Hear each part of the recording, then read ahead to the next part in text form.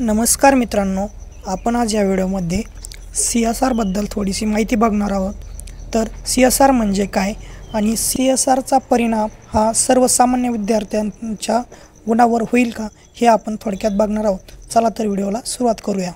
सर्वात प्रथम आपण CSR म्हणजे काय हे बघूया। तुम्हाला तर माहीतच असेल, जे काही थर्मल पॉवर स्टेशन आहे, ज्या ठिकाणी जे काही 5 किलोमीटर अंतरावर जे काही बाधित गाव, प्रदूषणामुळे बाधित झालेले जे गाव आहे मित्रांनो, तेथील विद्यार्थ्यांना संबंधित ट्रेडमधून ITI झालेला असेल तर अशा विद्यार्थ्यांना प्रशिक्षण म्हणून घेण्यात आलेले आहे। कोराड या ठिकाणी हा 2017 पासून लागू करण्यात आलेला आहे मित्रांनो। काही विद्यार्थी प्रशिक्षण घेत आहे मित्रांनो, त्यांना प्रतिवर्ष 5 मार्क असे देण्यात येत आहेत। म्हणजे ज्यांची 5 वर्ष प्रशिक्षण झालेले आहे अशा विद्यार्थ्यांना 25 मार्क हे मिळणार आहे मित्रांनो। CSRचा इफेक्ट हा सर्वसामान्य विद्यार्थ्यांना होईल का, तर आपण ते थोडक्यात बघू।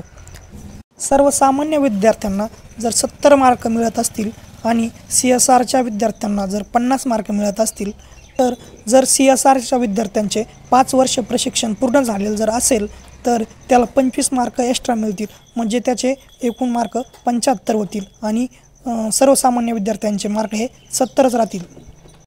त्यामुळे या ठिकाणी CSRच्या विद्यार्थ्यांचं सिलेक्शन होऊ शकतं मित्रांनो। CSR या मुद्द्याचा निकाल अजून पेंडिंग आहे मित्रांनो।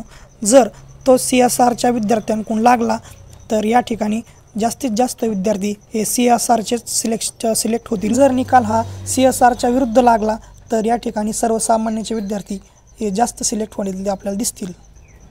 धन्यवाद।